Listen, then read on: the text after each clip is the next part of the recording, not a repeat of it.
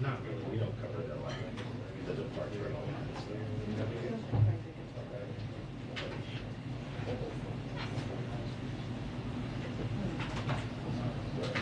I know.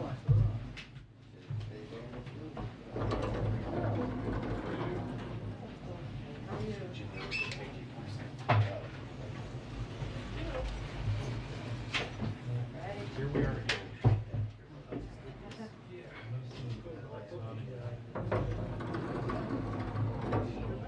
I think it's going to be a remote. It's been a while since we've done one of those. It's actually.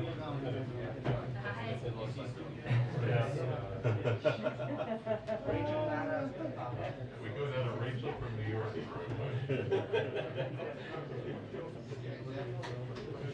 Somebody comes aggressive. And that's fine.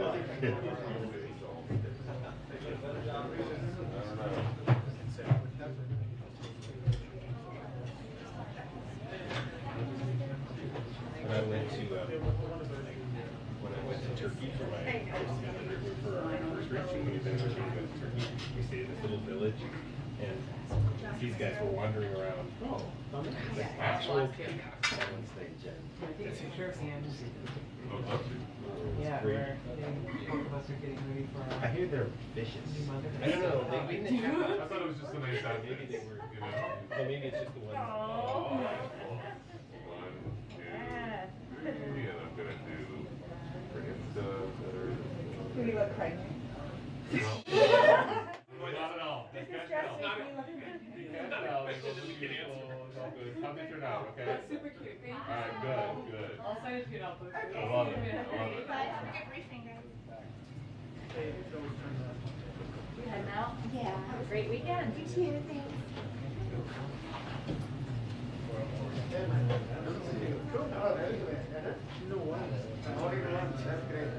Yeah, the bikes are. All right.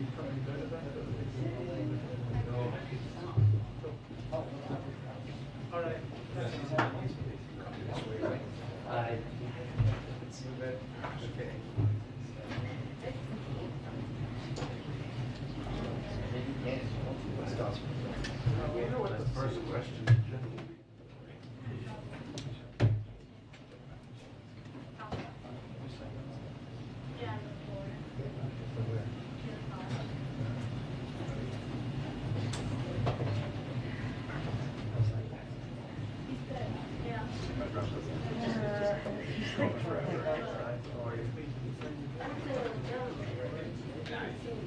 Is that John Gizzy? You don't see him because I exist. But he's still there. He travels for stuff too. He moderated the Senate candidates debated.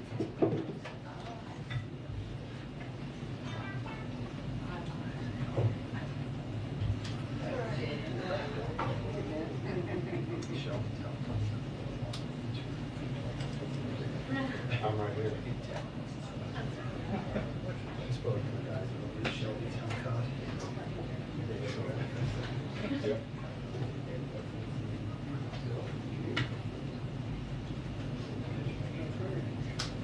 No, I would keep it. Keep it tight. Everybody's got the feed. They can put it up as they want. I mean, unless she goes to it and starts pointing.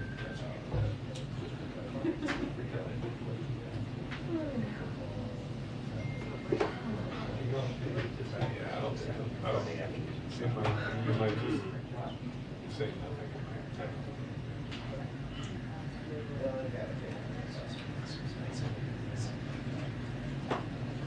Yeah, I would think a relative. I mean, you can write. It's due.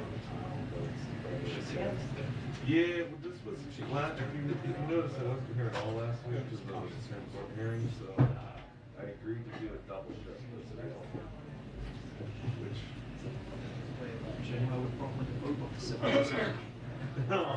Yeah, I heard you told Rudy that he's your favorite because I'm too tall. It's true. Michael's ears too big, you're too tall.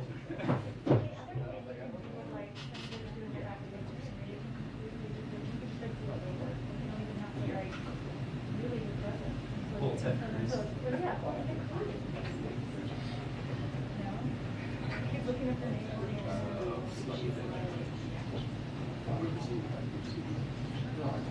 did a good show that response to the question. I want.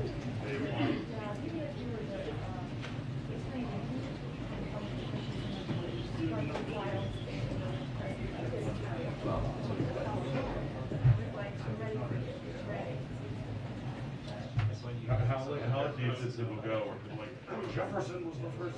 Yeah. We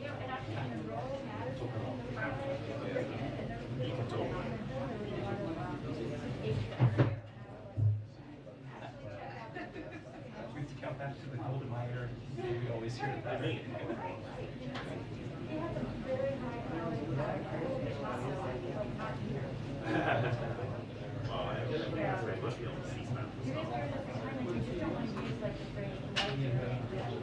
Oh, right.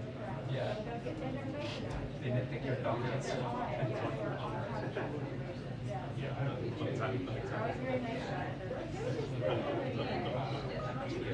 That sometimes some people think it's like very people.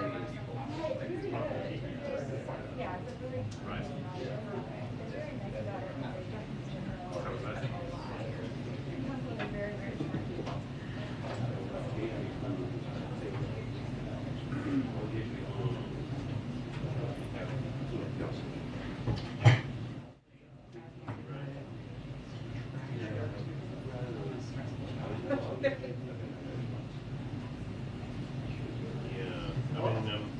How does it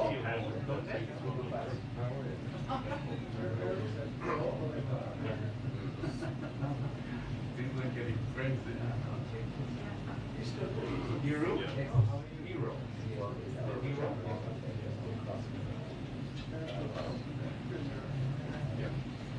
Oh, yeah. That's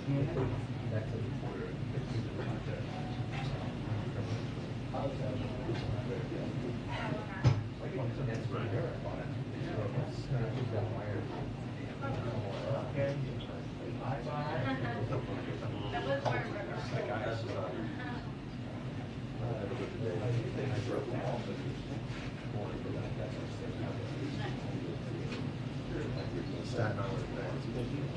Yeah.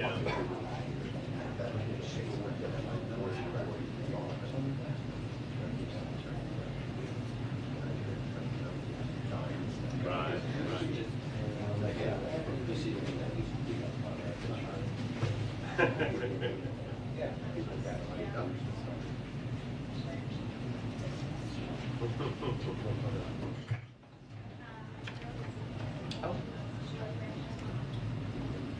Hi, Chris. Hi.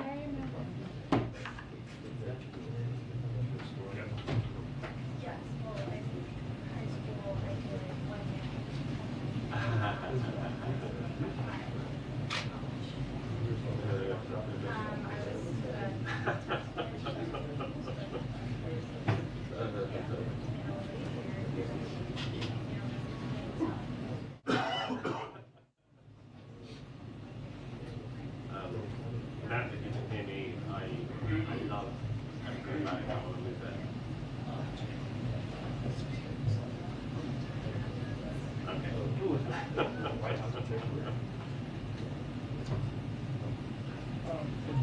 Right.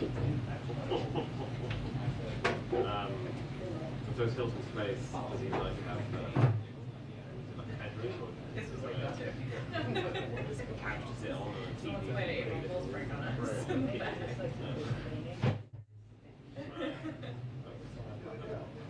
This is the quietest O'Keefe entrance Yeah. I've ever seen. Surrey was in the forest. Companies doing stupid tweets and stuff. A whole lot of retorts to that, but I'm just gonna like think of them as opposed to like the book ones. Right. Maybe you have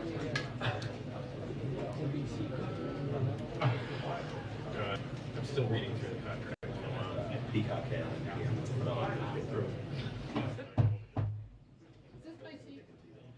NBC, Fox. I know, right? AP. Sometimes I gotta check that thing underneath. Yeah. I think this is one. I'm Does it have a actually little butt? beginning to worry about it. It's because normally one of them is here, so they don't say. Just kind of that's how I face mine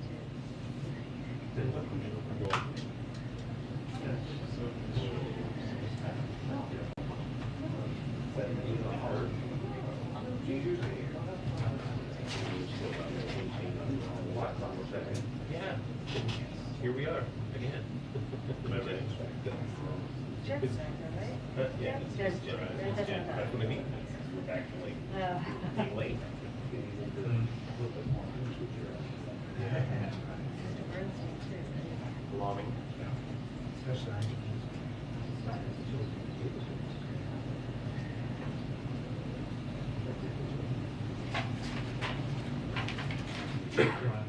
Right.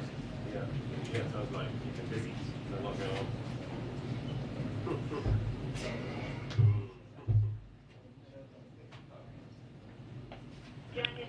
2-minute warning to briefing, 2-minute warning to briefing.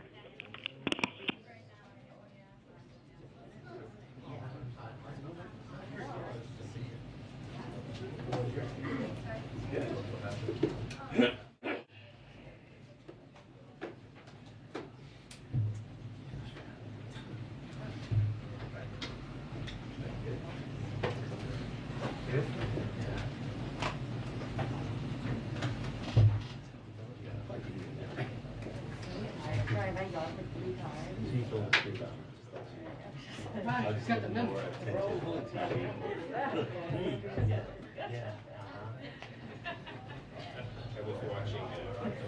was watching an old video of the fight getting his first arrest. Where he put on immigration, and the whole clip cuts to. Of course, you're on it. Of course, they all claim they're reading the speech or something. Oh, you're fine.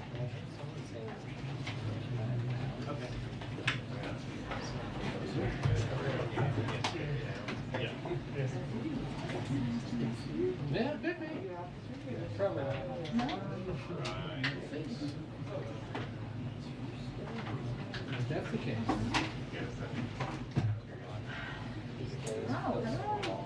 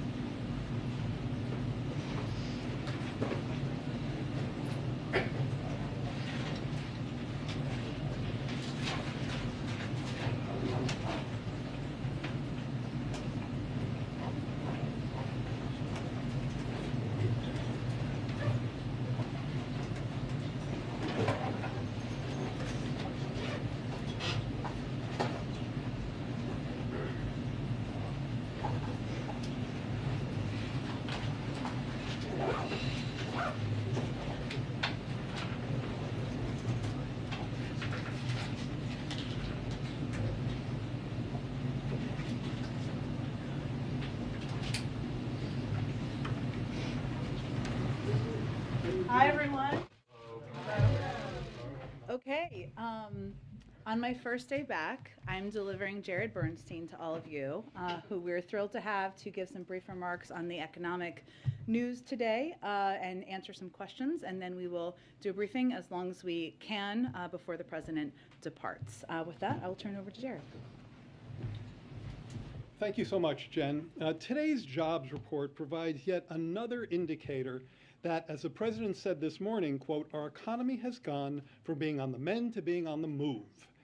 In the first conversation I had with the president when he was a candidate, he explained his view that we faced a dual health and economic crisis, and that we could not attack one without attacking both. That intervention became the American Rescue Plan, and the historically strong labor market we see in today's jobs report is a testament to not just the president's correct diagnosis and prescription, but his insistence that the plan be quickly and efficiently implemented to get COVID and economic relief, shots in arms, and checks and pockets into the system. Today we learn that we've got an unemployment rate of 3.6%, a tick above its pre-pandemic rate of 3.5%. We've got an historically unprecedented run with data back to 1939 of 11 months in a row with job gains north of 400,000, yielding an also unprecedented 7.9 million jobs since President Biden took office. We have, and one of the most welcome trends we at CEA are seeing in the job market, increased labor force participation. And we have strong wage growth, particularly for middle and lower paid workers. Getting under the hood of the report a bit. As you know, the Council of Economic Advisors were careful to not overinterpret 1 month of data, and therefore we always cite the 3-month average, which in this case is the first quarter of the year. With the upward revisions in today's report, the average monthly gain over the quarter is 562,000 jobs per month. Now, to provide some context for that growth pace, last month marked 23 months since employment hit its pandemic low. At a comparable point in the last expansion, the 3-month average of job growth was 229,000, making the current jobs recovery more than twice as fast. The black unemployment rate ticked down by 0.4 to 6.2%, just 0.2 above its pre-pandemic rate. As noted, one of the most important indicators in the current job market is labor force participation. Rising participation rates will facilitate a closer alignment of strong labor demand with labor supply, helping to support working families and to boost our real economic output. Last month, labor force participation ticked up by 1/10 overall and by a significant 3/10 for the closely watched, quote, prime age workers category, which focuses on workers aged 25 to 54. Doesn't mean that people who are over 54 are no longer prime, but that's a different discussion. The prime age participation rate in March was just 0.5 point below its pre-pandemic rate, and it is up by an historically strong 1.4 percentage points since President Biden took office. In other words, last month's bump was not a monthly blip, but is part of an ongoing trend. It's a trend, and also in a trend that's highly consistent with President Biden's Make It in America agenda.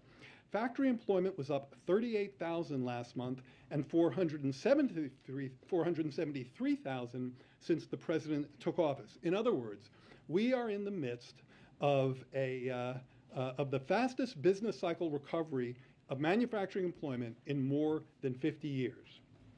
Now, as you know, we economists are always looking for policy lessons that we can apply to our work as we deal with a complex, ever-changing, and ever-challenging global economy. In that regard, today's jobs market provides a clear lesson. American employers and workers have taken every headwind thrown at them and just kept humming along. As the president said today, quote, the headwinds of Delta, Omicron, and even the war in Europe have not been able to derail our record jobs recovery, end quote. It is unequivocally clear that one of the most important policies behind that result is the American Rescue Plan. Of course, our work is not done, and we are actively addressing challenges faced by American households, especially uncomfortably high inflation. As you know, just yesterday, the president authorized the release of 1 million barrels per day for the next 6 months from our Strategic Petroleum Reserve, the largest release from our national reserves in history. And this morning, countries across the world agreed to release tens of millions of additional barrels into the market.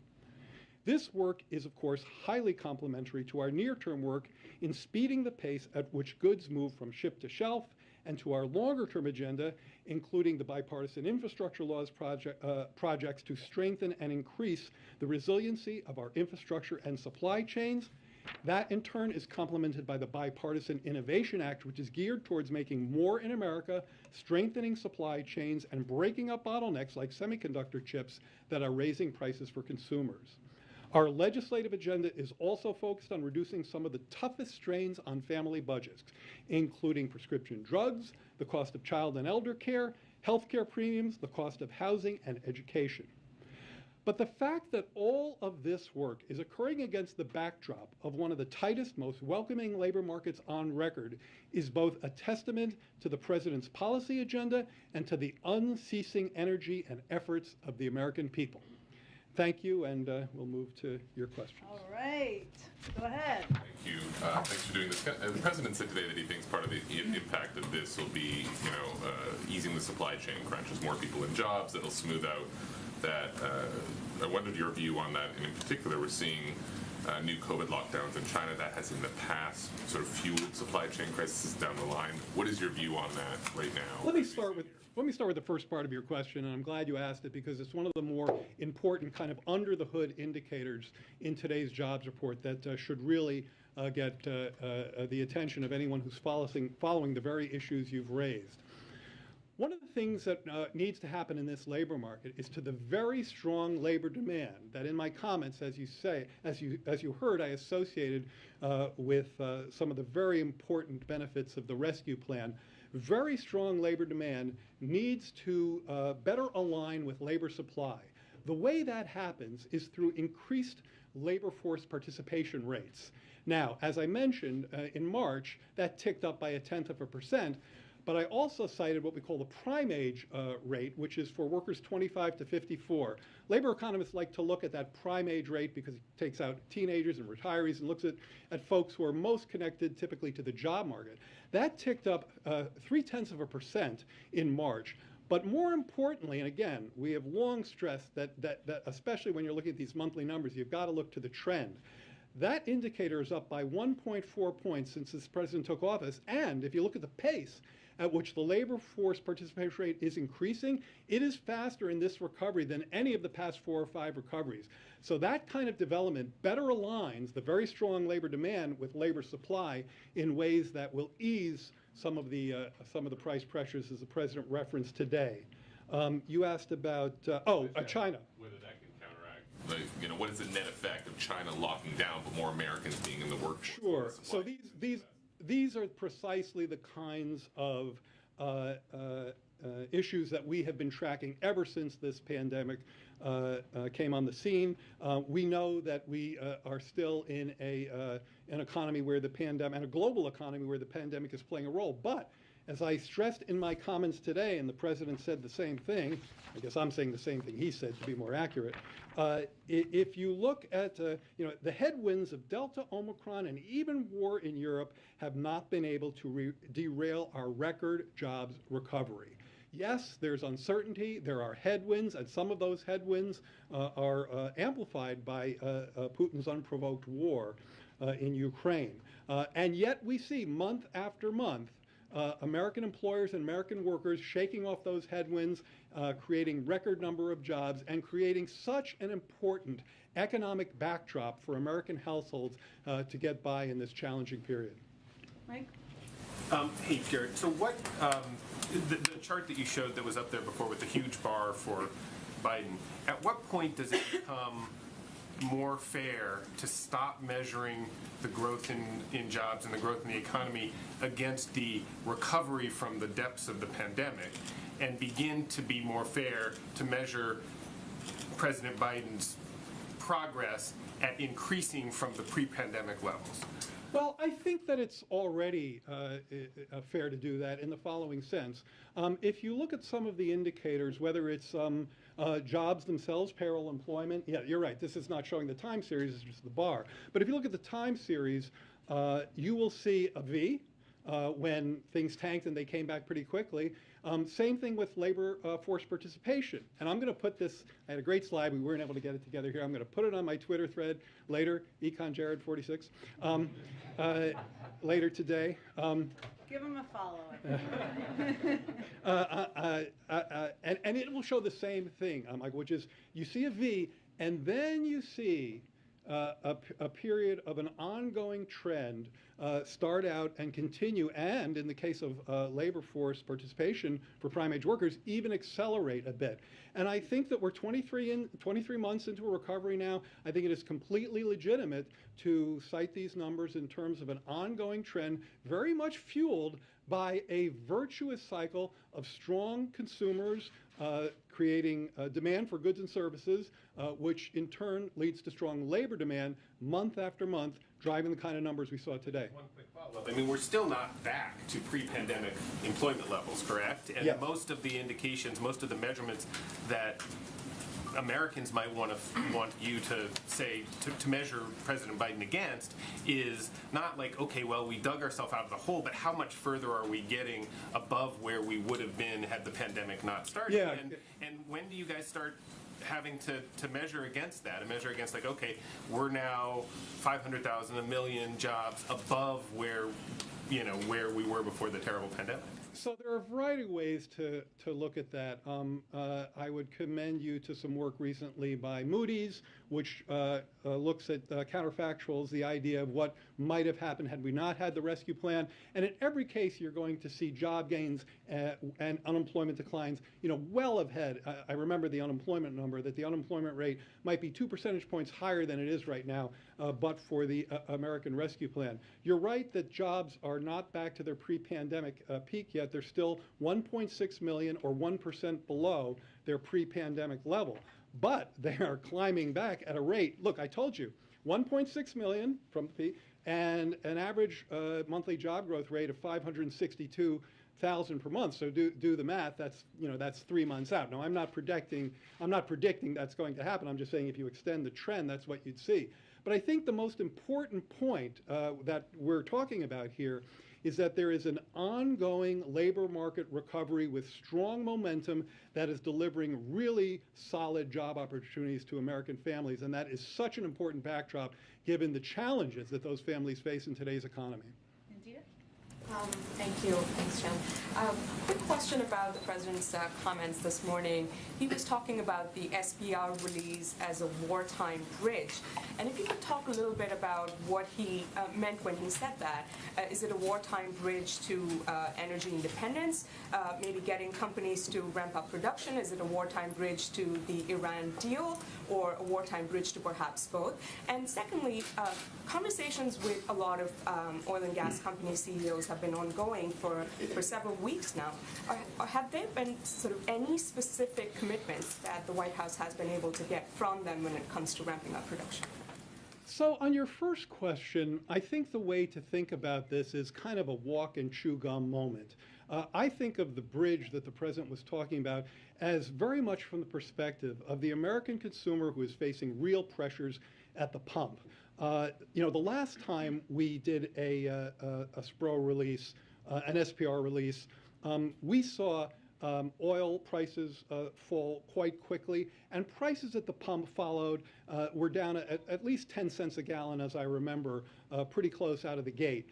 Now, if you look just in the last day or two, I looked before I came up here, I saw oil is down about $7 a barrel, something around 7 or 8% since the President made his call. And so when he's talking about a bridge, he's talking about helping American consumers with this aggressive, historically large distribution of barrels from the strategic reserves. The idea of the President's clean energy and sustainable economy and decarbonization agenda is very much alive, very much ongoing, and that's the chew gum part. We have to make sure we help consumers get through this difficult period and help to bring down the impact as best we can of the Putin price hike. But at the same time, we simply cannot give any sort of short shrift to our clean energy agenda that is so essential for building not just a sustainable future, but a future of good jobs here in America. One final point. While the strategic oil release should have the impacts that earlier the President said today, that doesn't mean that the impacts of the conflict in Ukraine are somehow no longer in play. They are still in the picture, and of course we will follow them, particularly from the impact of commodity prices, food and energy specifically, but not exclusively. Any commitments from the company specifically? I don't have a readout on those conversations. Jared, a month from today, the student loan payment pause is due to expire, and a number of congressional Democrats sent the President a letter yesterday saying it was their sense that borrowers right now are not financially prepared to shoulder another bill as they deal with the increased price of food and gas and other necessities. First, do you agree with that sentiment? And second, is it your advice to the President that he extend the payment pause? So first of all, what did you ask me if I agreed with? I'm sorry. The sentiment that borrowers are not now prepared financially to take on another bill, the student loan payment. I think that's a very specific question about a very specific group of people. So I've been talking largely today about the impact of a jobs market that's generating historical levels of job gains, 7.9 million jobs since this president got here. And of course, those benefits are occurring to families all across the nation and all across the income scale. For the group that you're talking about, many of them do face real challenges making debt payments, and I would say that's kind of a different conversation than the one we're having right now. Now, I believe Ron has leaned into that in ways that I'm not remembering right now, but do you have any comments on that? Oh, okay, I like this. So we're do it together. Clearly, a decision will need to be made in advance of the timeline, and obviously we factor the impacts of economic data on ranges of groups of people, including students, but I don't have anything to announce at this point in terms of any decision that will be made in advance of the timeline. Well said. Okay, sorry. Kristen, go ahead. Thank you very much. Chair, the President has tapped the strategic reserve twice before, and it still hasn't had the desired impact. Why is this time going to be different? So as I said a moment ago, I think that I would definitely challenge the claim that it hasn't had the desired impact. We saw both in the last release and in this release the price of oil come down quite quickly. The price of oil, as I checked before I came on here, was down about $7 per barrel. And I know that the last time, check it out, because these data are actually quite accessible. Look at what happened to the price, the retail price of gasoline after the last release. Now, it's a global market and there's a lot of moving parts, but it is a fact that the price of gasoline fell about 10 cents per gallon shortly after it. Now, if your point is that these releases from the SPR don't have a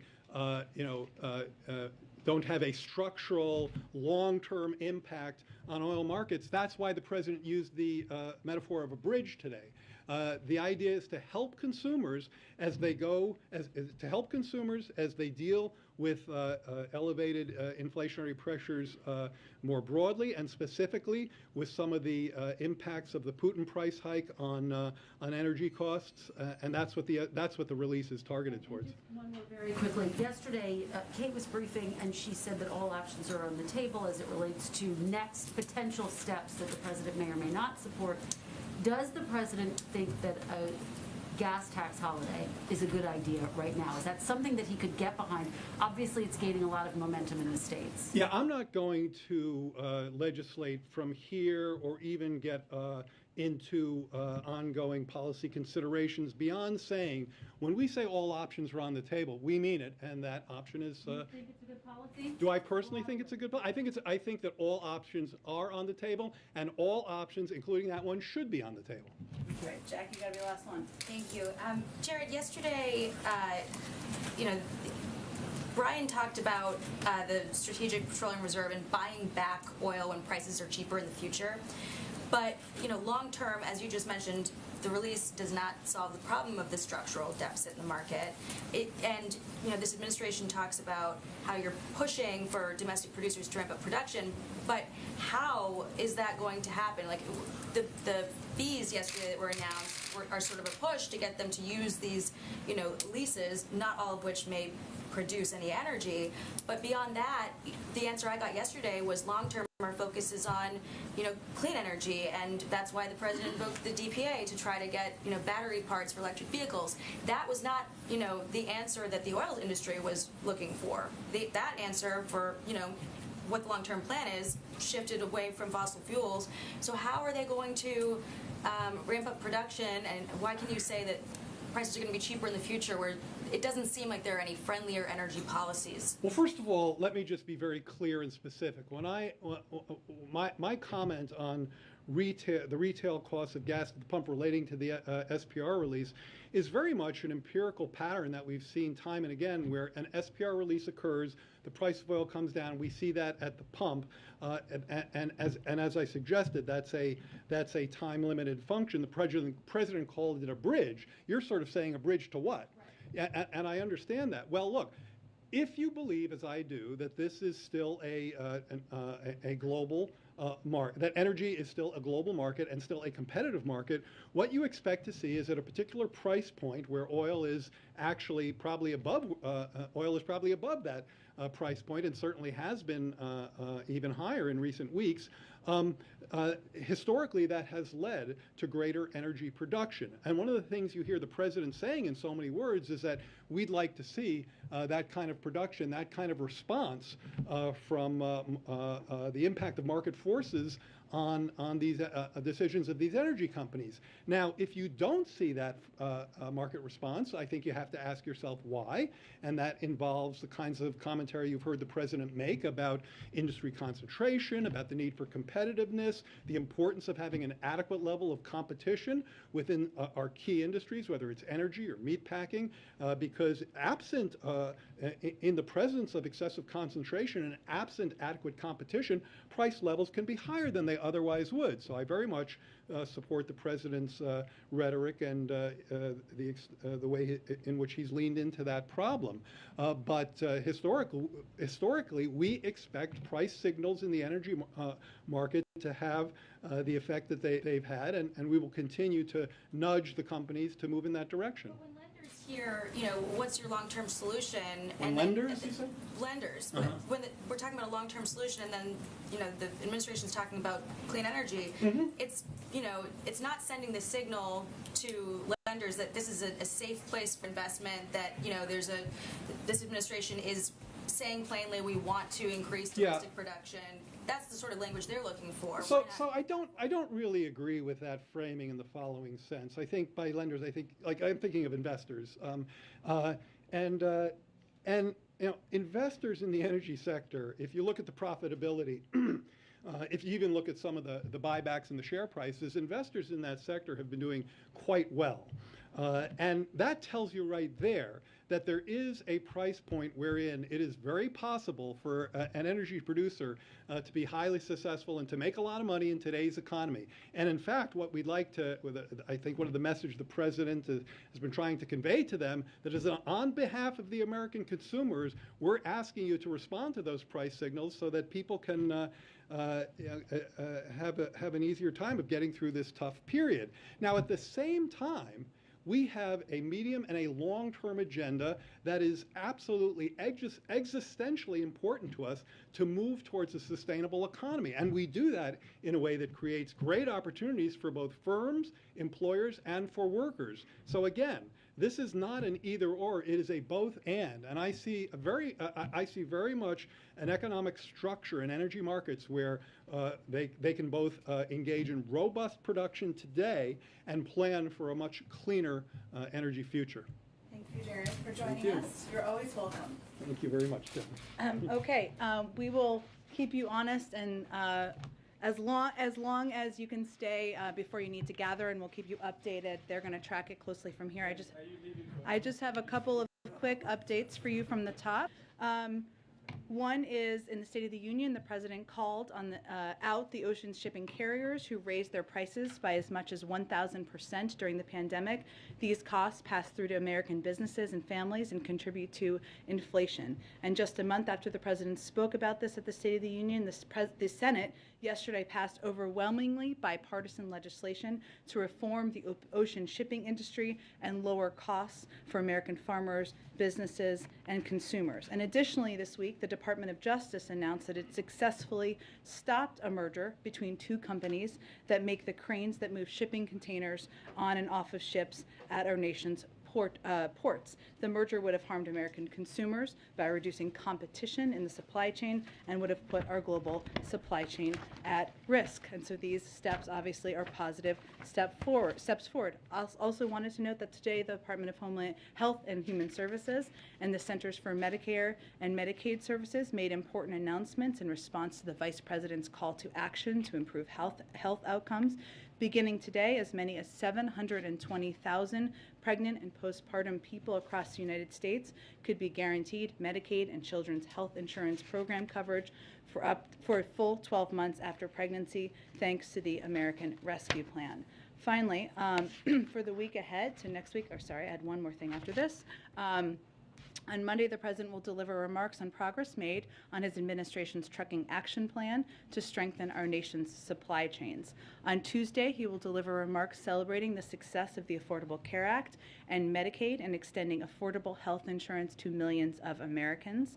And on Wednesday, the President will address thousands of national, state, and local building trades leaders from across the country at the North America's Building Trade Unions Legislative Conference. Finally, as you know, the United States is delivering a significant amount of security assistance to Ukraine every day. Over the past few weeks, we have delivered more than $350 million of security assistance to Ukraine, which the Pentagon has described as an unprecedented pace. And we welcome the UK's donor conference yesterday and its announcement that allies and partners will provide coastal defense systems, which is something that President Zelensky has asked for and is something that President Biden discussed extensively with allies at NATO last week. More than 30 nations have now sent security assistance to Ukraine, thanks in part to the leadership of the President and our diplomacy.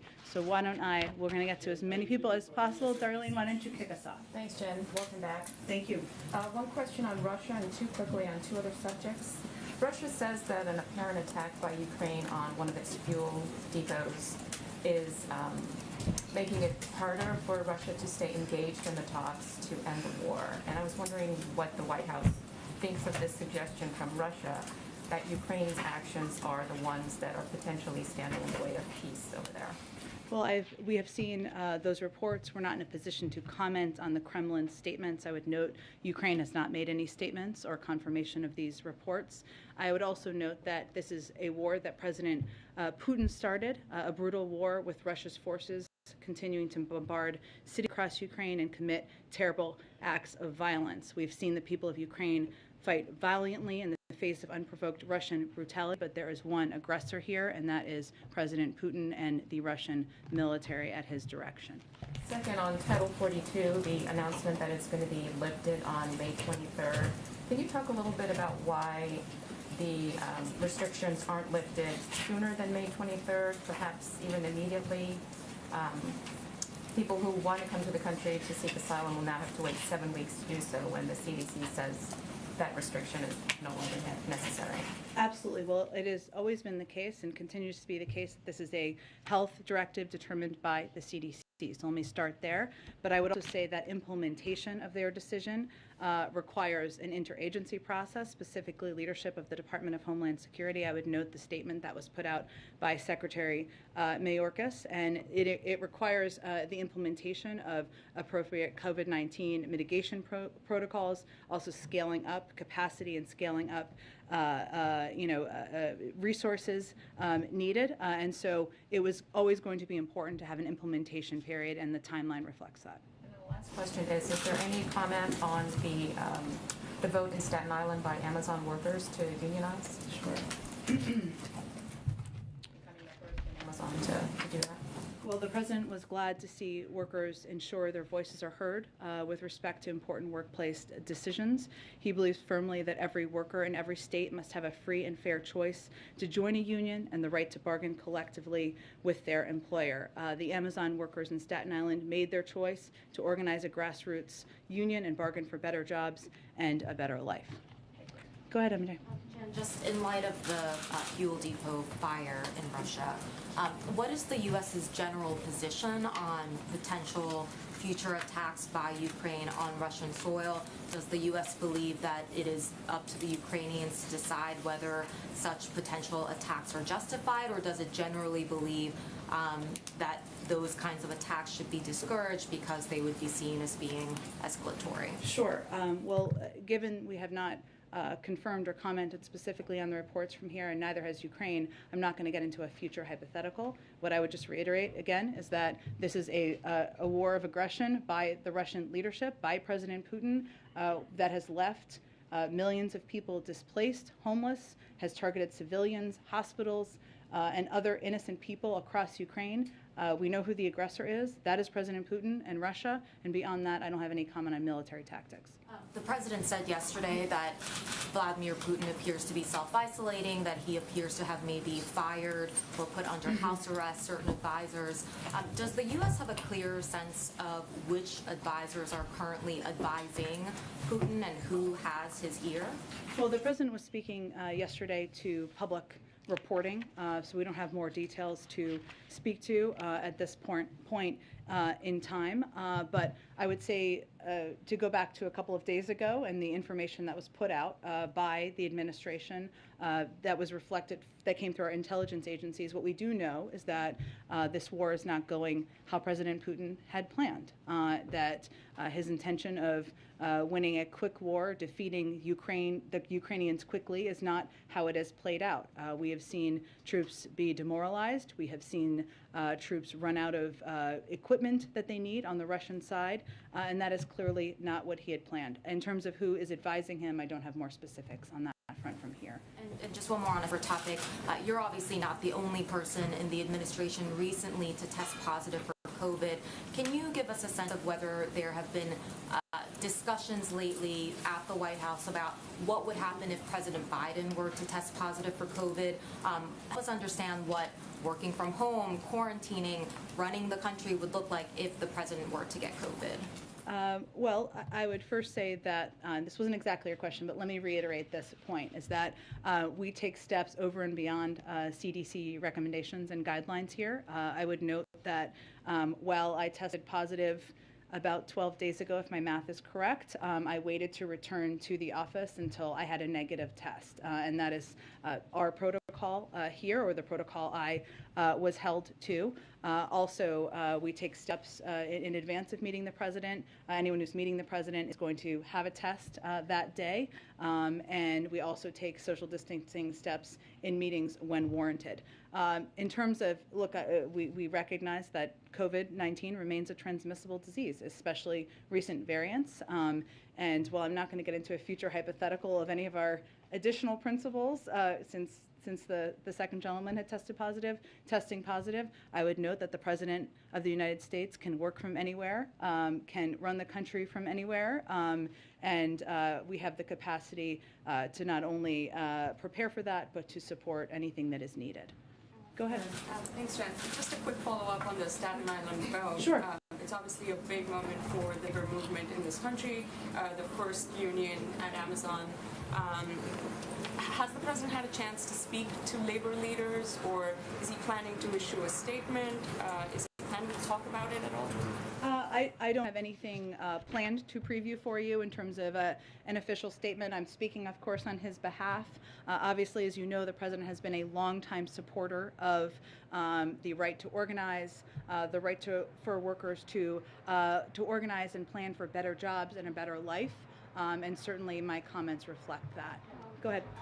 Just a quick follow-up, just comments from a senior Treasury official this morning that said sort of the sanctions that have been imposed by the U.S. and its allies on Russia is sort of pushing Russia to become a closed economy.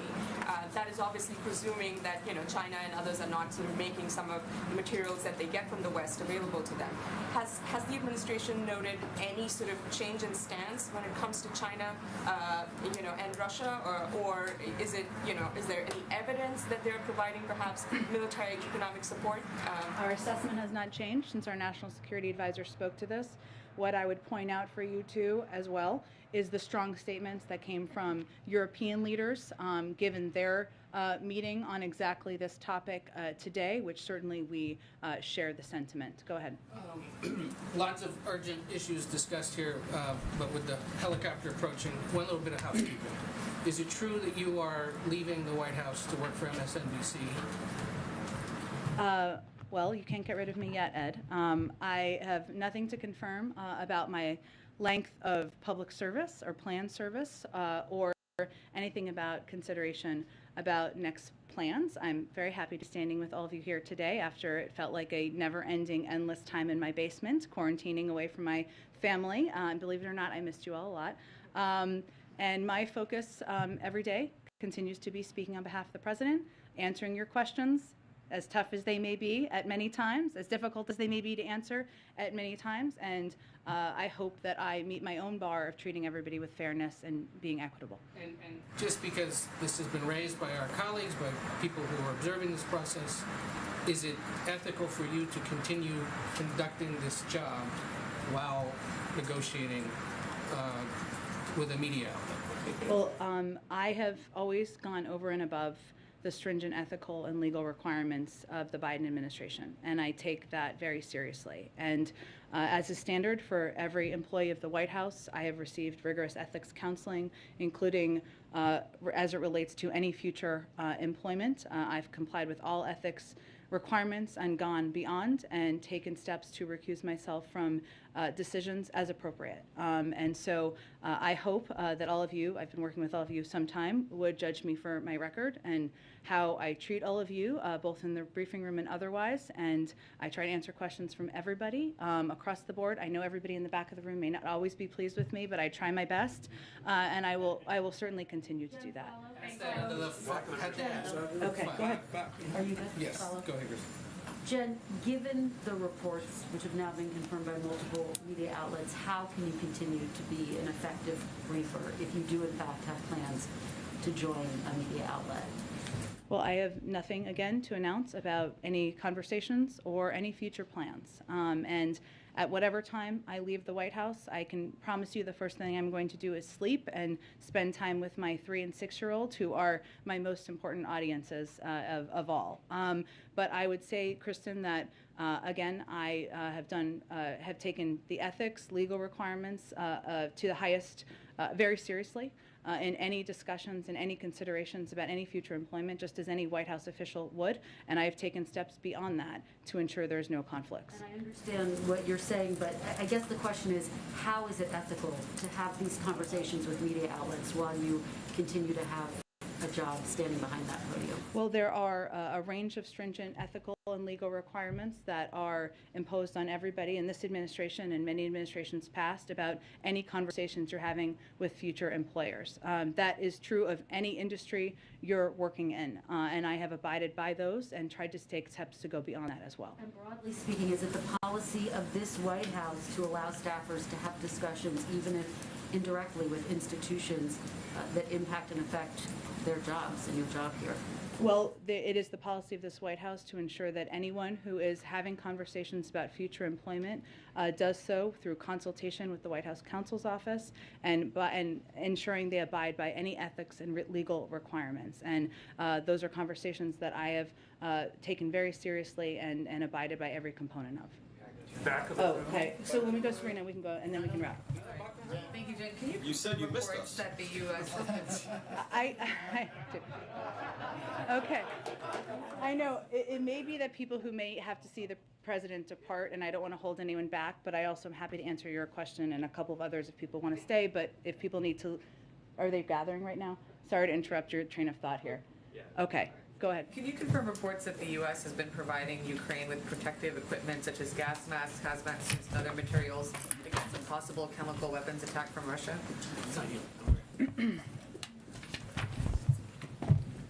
So the United States and members of the international community have, of course, repeatedly warned about the potential for Russia to use chemical or biological weapons in Ukraine, and that Moscow is possibly planning a false flag operation. In an effort to assist our Ukrainian partners, the U.S. government is providing the government of Ukraine with life-saving equipment and supplies that could be deployed in the event of Russia's use of a chemical and biological weapon against Ukraine.